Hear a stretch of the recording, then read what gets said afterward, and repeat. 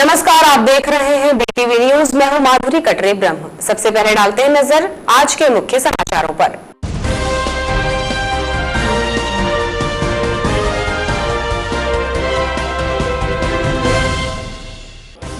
शुक्रवार की शाम से लगेगा लॉकडाउन। शनिवार रविवार को रहेगा संपूर्ण लॉकडाउन। शुक्रवार शाम 6 बजे से सोमवार की सुबह 6 बजे तक रहेगी तालाबंदी। 60 घंटे का होगा टोटल लॉकडाउन। कोरोना की वजह से बिगड़े हालात, लॉकडाउन में आवश्यक सेवाओं को रहेगी छूट। तेजी से बढ़ते कोरोना संक्रमित को देखते हुए लिया गया निर्णय। भयावह हुआ कोरोना, स्वास्थ्य सुविधाओं का दिखने लगा टोटा। कोविड सेंटर मरीजों से हाउसफुल, आईसीयू के बेड में भी मरीज। कोरोना की वजह से हालात बेकाबू, स्वास्थ्य सुविधाओं का पड़ा अभाव। कोरोना से बचने की सलाह दे रहा है स्वास्थ्य विभाग।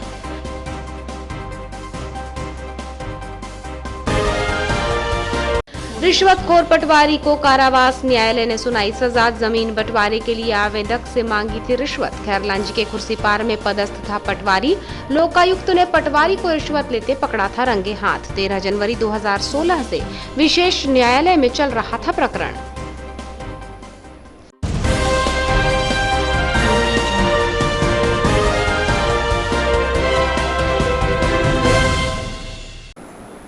अब समाचार विस्तार से। बालाघाट जिले में कोरोना संक्रमण के बढ़ते प्रभाव के बीच भीड़ नियंत्रण के लिए जिला मजिस्ट्रेट कलेक्टर दीपक आर्य ने प्रतिबंधात्मक आदेशों के साथ ही गाइडलाइन जारी कर दी है, जिसके मुताबिक अब 15 अप्रैल तक चौपाटी, चाट, पानीपुरी, चाइनीज, पोहा आदि दुकानों को बंद रखा जाएगा। साथ ही रेस्टोरेंट, भोजनालय और कैफे आदि में बैठकर खाने वाली व्यवस्था को प्रतिबंधित किया गया है। उक्त स्थानों द्वारा केवल होम डिलीवरी और पार्सल सुविधा जारी रखी जा सकती है, जबकि 15 अप्रैल तक की अवधि में जिम, कोचिंग संस्थान, ग्रामीण अंचलों में लगने वाले हाट बाजार आदि बंद रहेंगे। शादी, विवाह और अन्य समारोह में भी 50 से ज्यादा लोग सम्मिलित नहीं हो सकेंगे। मध्य प्रदेश के सभी शहरों में शनिवार और रविवार को संपूर्ण लॉकडाउन रहेगा। 60 घंटे के इस लॉकडाउन का समय शुक्रवार की शाम 6 बजे से शुरू होगा और सोमवार सुबह 6 बजे तक जारी रहेगा। मुख्यमंत्री शिवराज सिंह चौहान ने एक दिन पूर्व रविवार लॉकडाउन और नाइट कर्फ्यू का आदेश दिया था, लेकिन कोरोना की वजह से प्रदेश में बिगड़ रहे हालात को देखते हुए ये लॉकडाउन की घोषणा की गई है। मध्य प्रदेश के सभी छोटे और बड़े शहरों में अब शनिवार और रविवार को लॉकडाउन रहेगा। मुख्यमंत्री शिवराज सिंह चौहान ने गुरुवार को ये ऐलान कर दिया। शुक्रवार शाम 6 बजे से सोमवार की सुबह 6 बजे तक लगातार लॉकडाउन 60 घंटे का रहेगा। सीएम ने इस मौके पर कहा कि उनकी मंशा कभी भी लॉकडाउन की नहीं रही है, लेकिन प्रदेश में कोरोना की वजह से बेकाबू होते हालात और रिकॉर्ड मरीजों के आने और कोरोना संक्रमितों की मौत की बढ़ती संख्या को देखते हुए ये निर्णय लिया गया है। उल्लेखनीय है कि बालाघाट जिला महाराष्ट्र और छत्तीसगढ़ का सीमावर्ती जिला है और दोनों ही राज्यों के कई शहरों में 7 दिन या उससे अधिक समय का लॉकडाउन लगा दिया गया है, जबकि बालाघाट में कोरोना संक्रमण की बढ़ती रफ्तार के बीच सतर्कता कड़ी कर दी गई है। लोक स्वास्थ्य एवं परिवार कल्याण विभाग द्वारा जारी गाइडलाइंस के अनुसार हॉटस्पॉट कंटेनमेंट जोन में 7 से 10 दिन का लॉकडाउन जिला कलेक्टर लागू कर सकेंगे।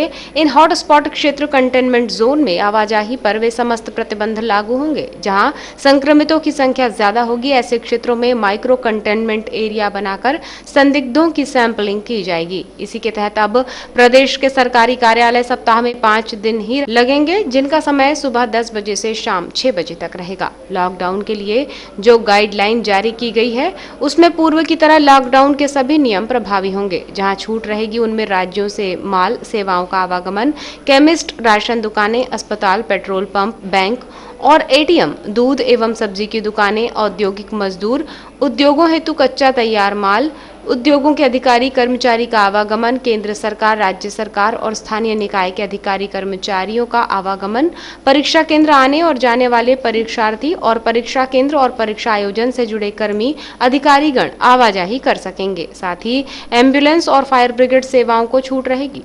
टीकाकरण हेतु आवागमन कर रहे नागरिक और कर्मी आ जा सकेंगे। रेलवे स्टेशन से आने जाने वाले नागरिक और ऐसी गतिविधियां जिन्हें जिला कलेक्टर लॉकडाउन से मुक्त रखने हेतु उचित समझे आदेश जारी कर सकेंगे। कोरोना संक्रमण अब भयावह हो रहा है और जहां संक्रमित मरीजों की संख्या तेजी से बढ़ रही है, वहीं अस्पतालों में स्वास्थ्य सुविधाओं की बेहद कमी नजर आ रही है। बालाघाट जिले में कोविड सेंटर में सभी आईसीयू बेड फुल हो चुके हैं और आइसोलेशन बेड की भी भारी कमी हो गई है। इसके पहले कोरोना की वजह से ऐसे हालात कभी नहीं बने। स्वास्थ्य विभाग सुविधाओं की कमी की बात कहते हुए सभी से कोरोना संक्रमण के प्रति सावधानी और सतर्कता बरतने की अपील करता दिखाई पड़ रहा है। अगर कोरोना की रफ्तार ऐसे ही बढ़ती रही तो स्वास्थ्य सेवाओं के अभाव में मरीजों पर कहर टूटना तय है। बालाघाट जिला जो कोरोना के मामले में अब तक अन्य जिलों और महानगरों की तुलना में सेफ जोन में था, लेकिन अब यहां भी तेजी से कोरोना संक्रमितों की संख्या बढ़ रही है। 2 दिन में ही 115 मरीज सामने आ चुके हैं, जबकि 8 मार्च को स्वास्थ्य बुलेटिन में रिपोर्ट आनी बाकी थी। जहां एक और सैंपलिंग तेज कर दी गई है, वहीं दूसरी ओर आसपास के जिलों में कोरोना के मामले चिंताजनक हो गए हैं और उसी का असर बालाघाट जिले में भी देखने को मिल रहा है। पड़ोसी राज्य महाराष्ट्र में स्वास्थ्य सेवाओं के हाल बेहाल हो गए हैं, जबकि छत्तीसगढ़ राज्य के दुर्ग, रायपुर जैसे शहरों में भी चिकित्सा सुविधाएं बेदम हो रही हैं। बालाघाट जिले में अब तक ऐसे हालात नहीं थे, लेकिन जिस तेजी से कोरोना के मरीज बढ़ रहे हैं, उसने स्वास्थ्य सुविधाओं के आगे चिंताजनक परिस्थितियां उत्पन्न कर दी हैं, जबकि स्वास्थ्य सेवाएं कोरोना संक्रमितों की बढ़ती संख्या के बीच नाकाफी साबित होने लगी है। मास्क पहनने के लिए अभियान चलाया जा रहा है। रोको टोको अभियान की गति तेज कर दी गई है, फिर भी कोरोना बेकाबू होकर लोगों को बीमार कर रहा है और यही वजह है कि अस्पतालों में अब मरीजों की संख्या में भयावह इजाफा हो रहा है। वैसे भी देश में स्वास्थ्य सुविधाओं के हाल किससे छिपे हैं, जबकि दूसरी ओर निजी अस्पतालों में भी व्यवस्थाएं आधी अधूरी है। ऐसे में भारी आबादी कोरोना की चपेट में आ जाए तो कैसे उन्हें संपूर्ण स्वास्थ्य सुविधाएं मुहैया कराई जाए, ये सवाल आज बड़ा हो गया है। मुख्य चिकित्सा एवं स्वास्थ्य अधिकारी डॉक्टर मनोज पांडेय ने बताया कि जिला अस्पताल के कोविड सेंटर में मरीजों की संख्या हाउसफुल हो चुकी है। 15 आईसीयू बेड हैं जो भी भर चुके हैं, जबकि ऑक्सीजन सिलेंडर की भी कमी आगामी समय में हो सकती है। उन्होंने कहा कि कोरोना से बचाव के उपाय ही एकमात्र विकल्प हैं, क्योंकि स्वास्थ्य सेवाएं सीमित हैं और ऐसे में सतर्कता ही सावधानी है। नहीं, सिलेंडर तो है हमारे पास, सिलेंडर तो पर्याप्त मात्रा में है। ये हो सकता है कि लगाने में कुछ देरी हुई हो या इधर उधर पे उस जो क्या हुआ, क्या घटनाक्रम था, इसके बारे में पूरी जानकारी लूंगा मैं। जानकारी मिली कि आईसीयू के वार्ड फुल हो चुके हैं पेशेंट का। हाँ, पेशेंट आईसीयू पूरे फुल हो चुके हैं। सर, ऐसे में अब क्या वैकल्पिक व्यवस्था बनाई जा रही है? अब क्या विकल्प करेंगे उसमें? आईसीयू के अब जब आईसीयू फुल हो गया है तो बगल में हमारे पास एचडीयू है, वो भी उसमें भी 1-2 बेड हैं। अब आइसोलेशन है कुछ। हमने हमारे यहाँ पर जो ये था IPP-6 था, इसमें भी हमने जो आईसीयू बनाया था वो भी लगभग फुल हो चुका है। बस सर, सभी चीज़ें फुल हो चुकी, तो क्या जैसे पहले सरदार पटेल कॉलेज लिया था? हाँ, भविष्य में इस प्रकार की व्यवस्था की जा सकती है। स्वास्थ्य सेवाओं की कमी का एक और उदाहरण बुधवार की रात्रि में जिला अस्पताल के कोविड सेंटर में देखने को मिला, जहां एक मरीज को आईसीयू बेड मिलने में भारी परेशानी का सामना करना पड़ा। ऑक्सीजन की कमी की वजह से इस मरीज को भर्ती कराया गया था, लेकिन समय पर आईसीयू बेड नहीं मिल पाया और लंबा इंतजार करना पड़ा। इसके बाद अगले दिन गुरुवार की दोपहर ही उन्हें बेड उपलब्ध हो सका। अब अंदाजा लगाइए कि स्वास्थ्य सुविधाओं के हाल कुछ इस कदर हैं, तो फिर कोरोना के गंभीर मरीजों को बचाने के लिए कितनी मशक्कत करनी पड़ेगी। जबकि दूसरी ओर प्रशासन वैकल्पिक सुविधाओं को भी प्रभावी करने की तैयारी कर रहा है। जहां पूर्व में डेडिकेटेड कोविड सेंटर चलाए जा रहे थे, लेकिन इन्हें बाद में बंद कर दिया गया और अब इन्हें फिर से शुरू करने की आवश्यकता महसूस की जा रही है। बालाघाट जिले में कोरोना बहुत तेज़ी से फैल रहा है, चूँकि हम लोगों ने काफ़ी कोशिश किया और काफ़ी लोग हम लोगों ने जब भी आए तो स्क्रीनिंग भी लोगों का किया, लेकिन उसके बावजूद ही चूँकि लोग असिम्प्टोमेटिक बहुत ज़्यादा मात्रा में हैं और महाराष्ट्र, चूँकि हम लोग महाराष्ट्र से जुड़े हुए हैं, हम लोग नागपुर से, दुर्ग से जुड़े हुए हैं, रायपुर से, दुर्ग से जुड़े हुए हैं। इन तीनों ही शहरों में, गोंदिया में, भंडारा में, सभी शहरों में कोरोना का प्रसार बहुत तेज़ी से है। बालाघाट जिले में उसका असर अब दिखाई दे रहा है और बड़ी तेज़ी से बालाघाट जिले में भी संक्रमण कोरोना का बढ़ रहा है। तो इसमें बस यही एक उपाय है कि चूँकि हम लोगों के पास सीमित संसाधन हैं, हम लोगों ने व्यवस्थाएं की हैं, लेकिन वो एक लिमिटेड नंबर्स के लिए ही हैं। ज़्यादा अच्छा ये है, जैसे माननीय मुख्यमंत्री जी ने भी निर्देशित किया है कि हम लोग अपने आप को बचा पाएँ, वो महत्वपूर्ण है। तो इसलिए मास्क और सोशल डिस्टेंसिंग यही मंत्र है, इसको यदि हम लोग पालन करते रहेंगे तो हम लोग कोरोना से बच पाएँ। सर, आगामी समय धार्मिक है, मतलब नवरात्र का आ रहा है सामने। बंटवारा मामले में रिकॉर्ड संशोधन को लेकर रिश्वत मांगने वाले कुर्सीपार पटवारी को बालाघाट न्यायालय के भ्रष्टाचार निवारण अधिनियम के विशेष न्यायाधीश मनोज कुमार तिवारी की अदालत ने दोषी पाते हुए 5 वर्ष के सश्रम कारावास और 30,000 रुपए के अर्थदंड से दंडित करने का फैसला दिया है।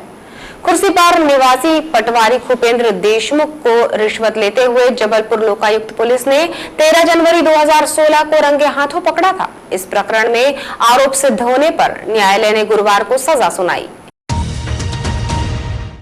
सहायक जिला अभियोजन अधिकारी ने घटना के संबंध में बताया कि रमेश बिसेन निवासी खुर्सीपार थाना खैर लांजी ने 11 जनवरी 2016 में लोकायुक्त जबलपुर में शिकायत दी थी कि खुर्सीपार में उसकी 20 एकड़ पैतृक भूमि है जो कि 4 भाइयों के नाम करके बंटवारा किया जाना है, जिसको लेकर तहसील कार्यालय खैर लांजी में नक्शा बही और मूल रिकॉर्ड में संशोधन कर कंप्यूटर अपडेशन के लिए आवेदन किया गया था।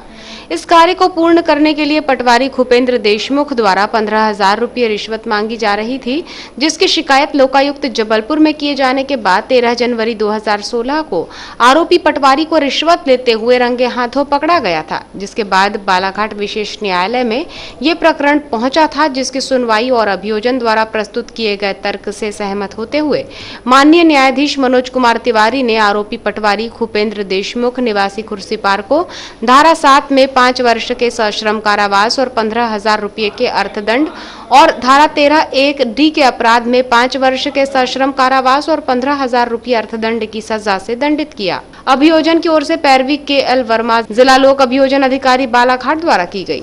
आज माननीय विशेष न्यायाधीश श्री मनोज कुमार तिवारी साहब भ्रष्टाचार निवारण अधिनियम के प्रकरण में बालाघाट में पटवारी आरोपी भूपेंद्र देशमुख को धारा 7 भ्रष्टाचार निवारण अधिनियम के अपराध में 5 वर्ष के सश्रम कारावास एवं 15,000 रुपये के अर्थदंड से तथा धारा 13(1)(d) में के अपराध में 5 वर्ष सश्रम कारावास और 15,000 रुपये अर्थदंड से दंडित किया है। मामला इस प्रकार था कि जो इसका फरियादी रमेश बिसेन खुर्सीपार का था, जिसकी तहसील खैर लांजी ने एक दिनांक 11/1/16 को पुलिस अधीक्षक को एक आवेदन दिया था कि उसकी ज़मीन जो है 20 एकड़ करीब पैतृक ज़मीन है, जिसमें बड़ी माँ और उसके माँ के नाम से, जिसके रिकॉर्ड में दुरुस्त कराने के लिए चारों भाइयों के नाम से बंटवारा करके अलग अलग बही और रिकॉर्ड कंप्यूटर अपडेशन वगैरह कराना था।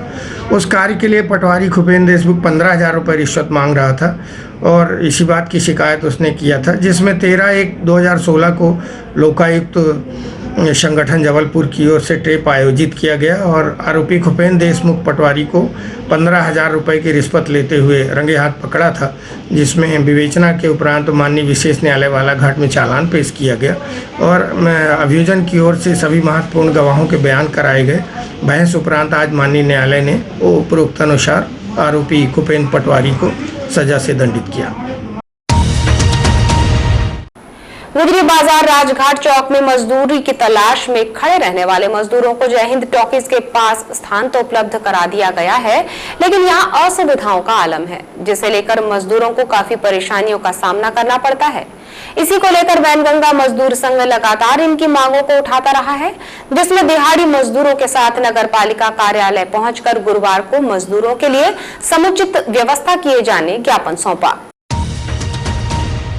वैनगंगा मजदूर संघ प्रदेशाध्यक्ष विशाल बिसेन ने बताया कि प्रशासन द्वारा मजदूरों को जय हिंद टॉकीज के मैदान में शेड के तौर पर स्थान तो दिया गया, लेकिन यहाँ की व्यवस्थाएं मजदूरों के लिए कुछ भी नहीं है। शौचालय नहीं है, पीने का पानी नहीं है। इसी को लेकर कई बार मांग रखी गई, लेकिन उसका कोई हल नहीं निकल पाया है।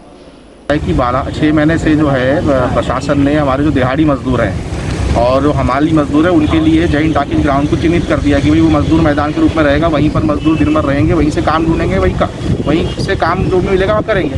परंतु वहाँ पर प्रशासन द्वारा कोई भी व्यवस्था नहीं की गई। जैसे कि हमने पहले भी मांग की थी शौचालय बनाया जाए, वहाँ पर जो है अभी अगर शौचालय तत्काल नहीं बन सकता, चलित शौचालय लगाया जाए, या फिर अब गर्मी पड़ रही पीने के पानी की व्यवस्था की जाए, परंतु प्रशासन द्वारा आज दिनांक तक ऐसी कोई व्यवस्था नहीं की गई है हम नगर पालिका CMO महोदय से आज यहाँ भेंट करने आए थे, परंतु चूँकि वो अवकाश पर है और उन्हीं के दिशा निर्देश पर हम जो यहाँ पे प्रभारी इंजीनियर जो हैं रहांगडाले जी, उनसे हमने भेंट की और उनसे यह चर्चा की है कि तत्काल जो है यहाँ पे मजदूरों के लिए पीने के पानी की साफ शुद्ध पेयजल की व्यवस्था की जाए, शौचालय निर्माण की प्रक्रिया को शुरू किया जाए और जब तक शौचालय नहीं बनता वहाँ पे चलित शौचालय की जो है व्यवस्था वहाँ बनाई जाए। आज हमारे सारे मजदूर साथी यहाँ आए थे।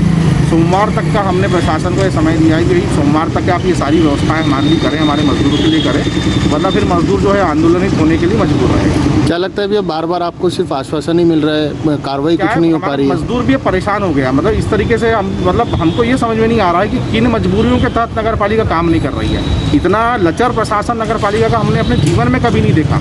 हमको कभी ऐसा देखने में नहीं मिला इसके पहले कि इतनी समस्या इतने लंबे समय तक लंबित रही है। देखा जाए तो मजदूरों के लिए पर्याप्त सुविधाओं की मांग बीते 3 महीनों से की जा रही है, लेकिन नगर पालिका द्वारा इस ओर कोई ध्यान नहीं दिया जा रहा है, जिससे आक्रोशित होकर मजदूर विरोध जता रहे हैं। नगर पालिका कार्यालय पहुंचे मजदूरों ने बताया कि सोमवार तक का समय नगर पालिका को व्यवस्था बनाने के लिए दिया गया है, जिसमें पेयजल की सुविधा और चलित शौचालय वाहन उपलब्ध कराया जाना जरूरी है। उन्होंने कहा कि अगर ये सुविधाएं मुहैया नहीं हो पाती तो फिर मजदूर आंदोलन करने की राह अपनाएंगे। CMO से मिलने पहुंचे मजदूरों ने नगर पालिका इंजीनियर सुरेंद्र रहांगडाले को मांगों से अवगत कराया, जिसमें इंजीनियर रहांगडाले ने बताया कि मजदूरों ने 3 समस्याएं बताई हैं, जो भी असुविधाएं हैं उन्हें दूर किया जाएगा। उनके द्वारा चूँकि सवेरे जो दिहाड़ी मजदूर रहते हैं वो इतवारी बाज़ार में नूतन कला निकेतन के वहाँ जो मैदान है वहाँ पर एकत्रित होते हैं, वहीं से सब कामों में जाते हैं। तो उनकी 3 समस्याएं उन्होंने बताई। एक तो वहाँ पे इंक्रोचमेंट है, तो हम उसका सीमांकन करा लेते हैं। दूसरा, पानी की व्यवस्था के लिए उन्होंने बोला तो हम पानी की व्यवस्था 1-2 दिन में कर देंगे। तीसरा, शौचालय की व्यवस्था, तो चूँकि वहाँ पे शौचालय नहीं है और हमारे पास जो चलित शौचालय है हम उसको साफ़ करा के उसको 1-2 दिन में हम उसको वहाँ खड़ा करवा देंगे। तो उनकी तीनों जो उनकी मांगे उसके हिसाब से हम 1-2 दिन में पूरी कार्रवाई कर देंगे। 8 अप्रैल सन 1929 क्रांतिकारी ऐतिहासिक दिवस को लेकर पूर्व सांसद कंकर मुंजारे ने वार्ता ली, जिस पर उन्होंने बताया कि ये दिन शहीद महान क्रांतिकारी भगत सिंह और बटुकेश्वर दत्त के उस साहस को याद करने का दिन है, जिसमें उन्होंने अंग्रेजी हुकूमत के विरुद्ध क्रांति का आगाज करते हुए दिल्ली की असेंबली में बम फेंका था। इस दिन को आज की परिस्थिति से जोड़कर उन्होंने महंगाई, बेरोजगारी, किसान आंदोलन के तहत क्रांतिकारी की व्यवस्था बताई। पूर्व सांसद मुंजारे ने कहा कि इन दोनों महान क्रांतिकारियों ने क्रांति का अर्थ बताया है। क्रांति का मतलब मारकाट या खून खराबा नहीं है, ये समझाया है। जेल में रहे और फिर भी अपनी कुर्बानी दी। बहरों को सुनाने के लिए ऊंची आवाज की जरूरत नहीं है, धमाका करने की जरूरत है ताकि नौजवान जागें और जनतांत्रिक तरीके से आंदोलन हो। इसके अलावा आज कोई रास्ता नहीं है। आज 8 अप्रैल है और आज के दिन ही 8 अप्रैल को 1929 में शहीद भगत सिंह और बटुकेश्वर दत्त ने ठीक 11 बजे सुबह जो आज का जो संसद भवन है वहाँ पहुंचकर और असेंबली में उन्होंने बम फेंका था। और बम इसलिए फेंका था कि उन्होंने फ्रांस के क्रांतिकारी वेला से प्रेरणा ली थी कि जब सभी तरह के जनतांत्रिक तरीके बंद हो जाएं, उस पर कोई ध्यान न दिया जाए, जैसे धरना है, मीटिंग है, रैली है, सभा है, ये सब कुछ करने के बाद भी कोई ध्यान नहीं दिया है, तो उनको लगा कि बहरों को ऊंची आवाज़ की ज़रूरत है। इसलिए फ्रांस के क्रांतिकारी वेला ने फ्रांस के असेंबली में उन्होंने बम फेंका था और उसी से प्रेरणा लेकर शहीद भगत सिंह बटुकेश्वर दत्त ने क्रांतिकारियों ने एक योजना बनाई और योजना बनाकर उन्होंने 8 अप्रैल 1929 को बम फेंका। मगर वो बम का जो अभिप्राय था, जो उसका उद्देश्य था, किसी की जान लेने का उद्देश्य नहीं था। और बम भी उन्होंने इतना ही शक्तिशाली बनाया था कि एक आवाज़ वहाँ पर हो, किसी की उसमें जान माल का हानि ना हो। और ऐसे ही उन्होंने चुनाव जगह भी पूरा निरीक्षण करने के बाद बम फेंका, किसी को कोई चोट नहीं आई। और उसके बाद बम फेंकने के बाद उन्होंने पम्पलेट फेंके, अपने पर्चे फेंके जो उन्होंने उद्देश्य लिखे थे उसमें। उन्होंने बताया कि आज भारत के हालात ठीक नहीं है, महंगाई तेजी से बढ़ रही है, बेरोजगारी चरम पर है और निजीकरण किया जा रहा है, जबकि दूसरी ओर किसान आंदोलन कर रहा है और सरकार उनकी सुन नहीं रही है। 8 अप्रैल 1929 के उस संघर्ष और क्रांतिकारियों की याद करते हुए उन्होंने क्रांतिकारी विचारों के तहत अपनी आवाज बुलंद कर हक और अधिकारों के लिए संघर्ष करने की बात कही। बस से बदतर हो गई अभी जनता जो है हर चीज के लिए परेशान है, हर चीज के लिए परेशान, चाहे वो महंगाई की बात करें,